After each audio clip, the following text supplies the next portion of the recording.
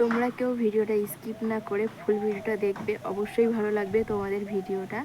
তো আমার পটল আলু ডিম কেমন রান্না হয়েছে রেসিপিটা আমি দিয়ে দিয়েছি, অবশ্যই দেখে নিও। তো আমার এই ফাইনাল রেজাল্ট এসছে এরকম। আমি রান্না করব পটল আলু দিয়ে ডিম। তো ডিমটা ভাজা করে ফেলেছি, প্রায় এরকম লাল লাল করে ভেজে নেবে নুন হলুদ দিয়ে।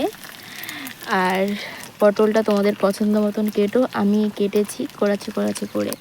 আর উপকরণ লাগবে রসুন বাটা, আদা বাটা, পেঁয়াজ কুচি, লঙ্কা কুচি, আর ওইদিকে জিরে বাটা। জিরেটা আনা হয়নি, তো শিলেই বেটে রেখে দিয়েছি। আর এই যে ডিম ভাজা হয়ে গেছে আমার। এবার রান্নাটা শুরু করব। তো রান্নাটা কেমনভাবে করি দেখাবো, দেখতে থাকো। ডিমটা আমার ভাজা হয়ে গেছে, এবার আমি নামিয়ে নেব।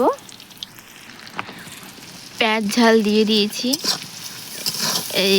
এবার এটা ভাজা করে নেব ভালোভাবে। তারপরে আদা রসুন বাটা দেব। দেখো পেঁয়াজটা ভাজা ভাজা হয়ে এসছে। তোমরা পেঁয়াজটা বেটে নিতেও পারো বা এরকম কুচি করে নিতেও পারো। তো আমি কুচি করে রান্না করছি, তোমরা পারলে বেটে নিও। তো এখন দিয়ে দেব আদা রসুন বাটা। দিয়ে দিয়েছি রসুন বাটা, আদা বাটা। এবার ভালোভাবে একটু ভাজা করে নেব, যাতে রসুনের গন্ধ আদার গন্ধটা চলে যায়। দেখো সুন্দরভাবে ভাজা ভাজা হয়ে গেছে সব কিছু। এবার আমি নুন হলুদ আর একটু সামান্য লঙ্কার গুঁড়ো দিয়ে দেব।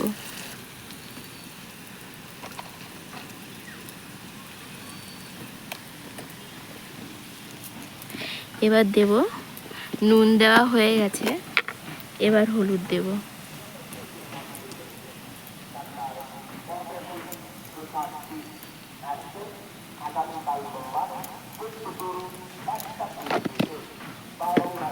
একটু ভালোভাবে নেড়ে নেব।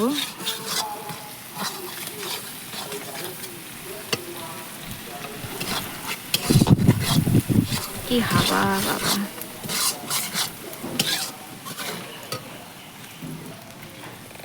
দিয়ে দিচ্ছি লঙ্কার গুঁড়ো।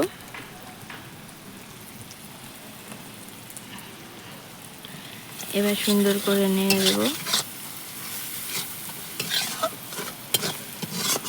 এতে একটু হালকা করে জল দিয়ে একটা কষাই করে নেবে মশলাটাকে। দেখো অল্প পরিমাণে জল দিলাম।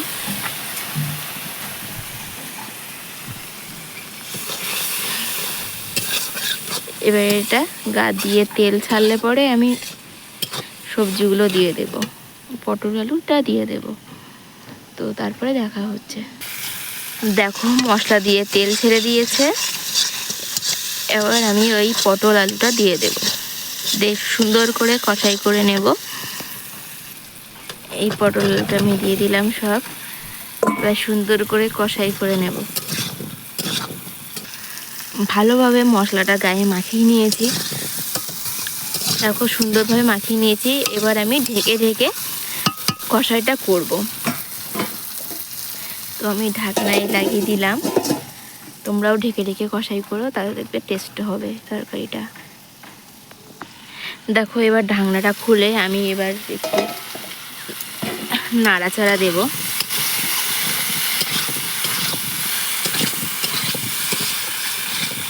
দেখো কত সুন্দর কষাই হচ্ছে। এবার আমি আর একটু নুন দিয়ে দেব, কারণ আমার নুনটা অল্প হয়ে গেছিলো। তো তোমাদের স্বাদ মতন নুন দিয়ে দিও। আর আমি আমার স্বাদ মতন নুন দিয়ে দিচ্ছি। আমি আবারও ঢাকা দিয়ে দেব।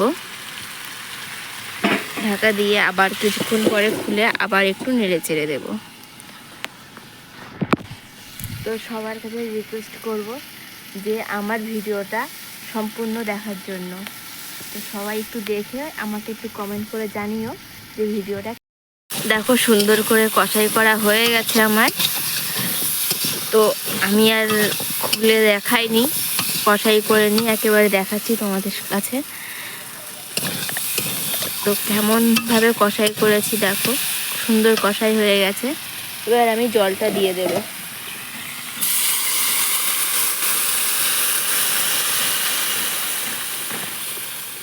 তো জলটা দিয়ে দিলাম।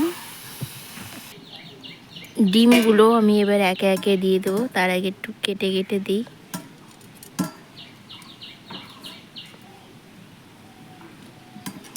দেখো একে একে দিয়ে দিচ্ছি।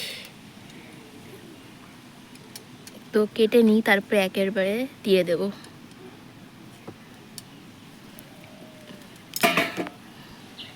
ডিম সব দেওয়া হয়ে গেছে। এবার ফুটে উঠলে আমি আলু টালু সেদ্ধ হয়ে গেলে পরে দিয়ে দেব জিরে বাটা। তো এখন ঢেকে দিই, ফুটে উঠলে পরে দেখাচ্ছি। আমার তরকারিটা ফুটে উঠেছে দেখো, আর তরকারি ফুটতে উঠতে আমার ভাতও হয়ে গেছে। ভাত ফুটে উঠেছে বলে সরাটা আমি আগড়া করে দিয়েছি, আর তরকারিটা ফুটে উঠেছে। দেখো আমি ফুটে উঠেছে, এবার আলুগুলো আমার সেদ্ধ হয়ে গেছে। তো কত সুন্দর ভেঙে ভেঙে যাচ্ছে। তো দেখো এরকম সেদ্ধ হয়ে গেলে পরে তোমাদের জিরে বাটাটা দিয়ে দেবে। তো জিরেটা আনি আমি এবার।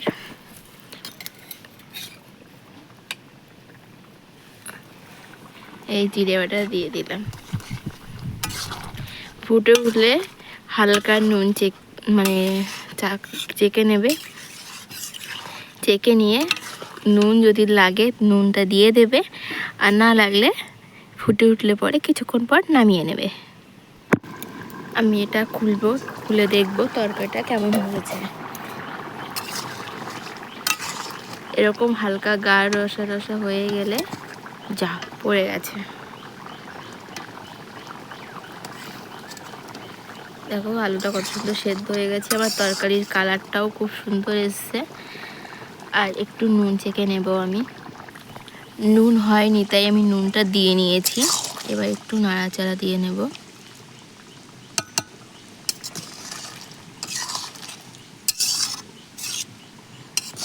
তো আমার আর একটু ফুটাবো, ফুটানোর পরে আমি নামিয়ে নেব। তাই আমি তরকারিটা ঢেলে নেব। আমার ভাতও হয়ে গেছে, ভাতটা আমি উঠিয়ে দেব। আর একটু ঢেলে নিয়ে তোমাদের সাথে দেখাচ্ছি কেমন রেজাল্ট এসছে।